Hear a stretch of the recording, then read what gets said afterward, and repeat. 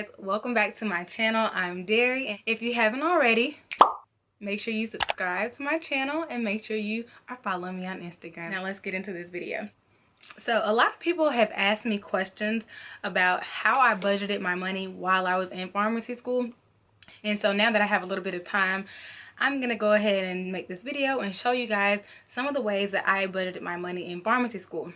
While I was in pharmacy school, I did not work, so I was basically living on loans. I know it's not, the most ideal situation.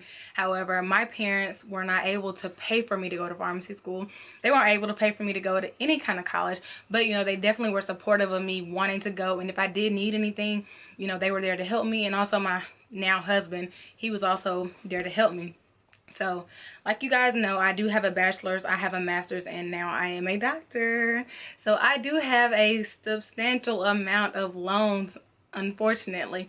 But this video is going to be about how I budgeted my money while I was in pharmacy school. So let's go ahead and get into that. So the school that I went to was a quarterly school. So there are 4 quarters per year. So we would get a refund check every quarter. And the average amount of the money that we would get for a refund was about $5,500. At least it was always at least $5,000, but I believe most of the quarters we would get about $5,500. So my first tip for you is to minimize your bills. Before I went to pharmacy school, actually the month before I went to pharmacy school, I made my last car note payment. So I paid my car off right before I started pharmacy school. Before I was in pharmacy school, I worked 3 jobs. I had my own apartment in my hometown, and I was working 3 jobs. So I made sure I paid off my car note before I went to pharmacy school. And I made sure I saved a good amount of money before I went to pharmacy school as well, to go towards deposits and everything like that. Keep in mind, I did have to pay a $1,000 deposit to hold my spot in pharmacy school. I had to pay a rent deposit, I had to pay a water deposit, and I didn't have to pay an electric deposit because my credit was pretty good. So the main bills that I had while I was in pharmacy school was my rent, my water bill, my internet, and my electricity. We would get the refund check every 3 months. So at the beginning of that 3 months, I would go ahead and pay my bills up for the rest of the quarter. I would go ahead and pay my rent up for 3 months, my internet, water, and I would pay my electric bill. I just like to do it that way, just to go ahead and get that money out of the way, and that way I know how much I have left to work with. So the first thing I would do is I would write down how much money I was going to get back that quarter. Then I would go ahead and write down rent. My rent was $650. The first year I was there, my rent was $675, and then my rent went to $715. So then I would do $715 times 3, and then that would be $21.45. Then I would do utilities, and my utilities were always around about $50, $50 to $60, because I was very frugal. If I'm leaving the house, everything goes off. The air conditioning goes off, the heat goes off. I didn't play that, leaving the AC on all day type deal, because I mean, there's nobody in the apartment. Why would I leave it on? You know what I'm saying? So I would turn everything off in the winter, fall, spring, whenever, when I leave the house. That way my usage will be low. On the weekends, my usage was a little bit higher because I was at home most of the day, but during the week it was very low. And on Georgia Power's website, you could kind of see your trend in usage. So my bill would be very, very low, $50 sometimes. Most times it was about $50, sometimes $47. It was lower sometimes. So I would do that. I would advise everyone to do that. Turn things off when you're not there. Just don't waste electricity if it's not needed. $200 would usually get me through the whole quarter into the next quarter, and I would still have like credit left. So I would do that. And then the water bill, being that I was paying $20 for so long, I would go ahead and put $40 on my water account for the quarter, and that will go into the next quarter as well. And then for the gym, I did add that in for some months because I paid $10 a month to go to Planet Fitness at school. But then I was also still paying for the membership back at home because I had such a great deal at the gym at home. I was paying $18 a month at the gym at home, so I made that like a cost. So that was about $84 a month in gym fees. I would go ahead and write all of those expenses down on my little notepad. So I have this planner. This is my planner. So in the back of the planner, there's like notebook paper. And so each quarter I would just go down and write everything out for each quarter. So I would write down how much I'm getting, how much I need to spend. If you know that there's something that you're going to have to pay that quarter, I would go ahead and budget that into the cost area as well. For instance, some quarters we had to pay dues like APHA dues or ASHP dues. I would go ahead and put that into my costs. That way I didn't have to pay for it out of one of my months, basically. So my total for that quarter that I knew I had to spend was $2,694. So I would take that and I would subtract that from the amount I knew I was going to get back. So out of $5,576, when I subtract my costs, I was left with $2,882 for 3 months. So what I would do next is I would divide that number by 3, and that would leave me with $960 per month. Then I would take that number and divide it by 4, and that would leave me with approximately $240 per week for the whole quarter. So I would use that $240 for, you know, grocery shopping, gas, any other food or anything. If I wanted to buy something from school, such as like t-shirts or anything like that, I would use that money for whatever I needed. I wouldn't always use the complete amount in each week. So whatever I didn't use, I would let it roll over. So let's say I use $140 this week, but I have 100 left over. I would let that, sometimes I would let it roll over and I would go ahead and have $340 for the next week, or I would just only add $140 and then I would have extra in my savings.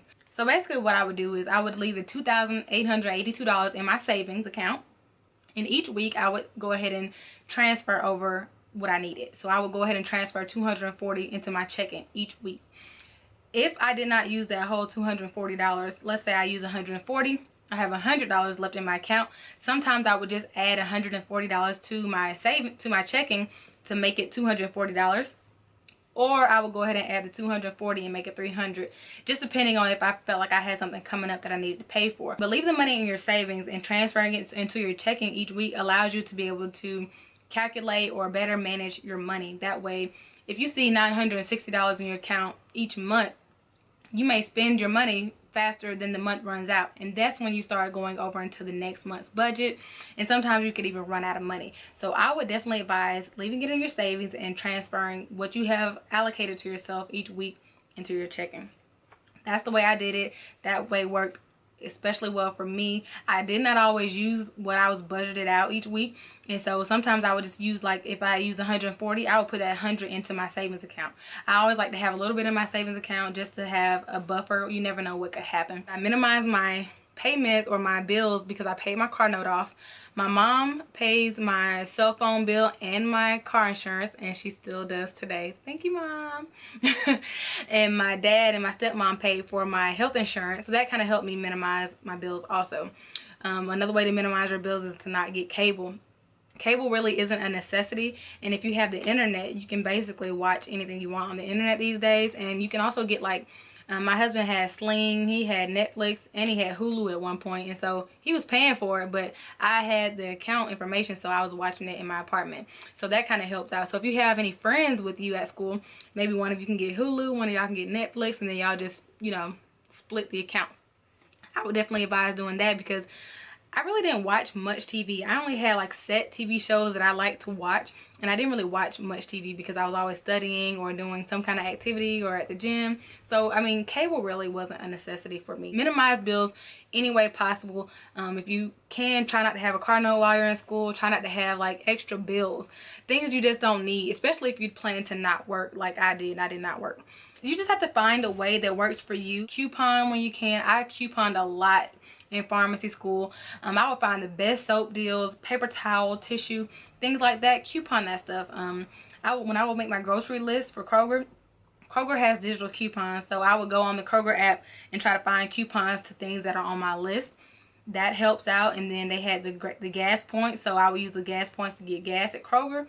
Dollar General has good deals. I love Gain, the whole line of Gain. I love the Gain laundry detergent, fabric softener, sheets, flings, fireworks. I use all that in my washer. So I would Dollar General has deals on that stuff all the time, and they have the digital coupons. So that is how I budgeted my money while I was in pharmacy school. Write everything down. Make sure you pay your bills. We will be in class, and my friends would send out a text message, oh, the refunds dropped. I'd be in class paying all my bills. Like, I'd be on my rent page paying up 3 months of rent. Then I go to Georgia Power, pay up my $200. Then I go to my internet, pay that money. Go to water, pay that money. Because I was like, I'd rather pay for it in the beginning than to be worried about it towards the end of the quarter and not have enough money to pay for something because it slips your mind or whatever like that. I rarely asked my parents for money for anything while I was in pharmacy school. I really didn't even ask my husband for money while I was in pharmacy school, but he did volunteer a lot, and I'm, you know, he volunteering, I ain't gonna stop him.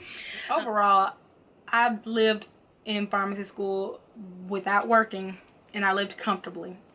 I found an apartment that fit my needs. It wasn't raggedy, it wasn't torn down, it wasn't in the hood, it wasn't in the ghetto, but it wasn't like the upper echelon of apartments, you know what I'm saying? Like, I wasn't paying $1,000 a month for a 1-bedroom apartment. $715 was a good amount for me.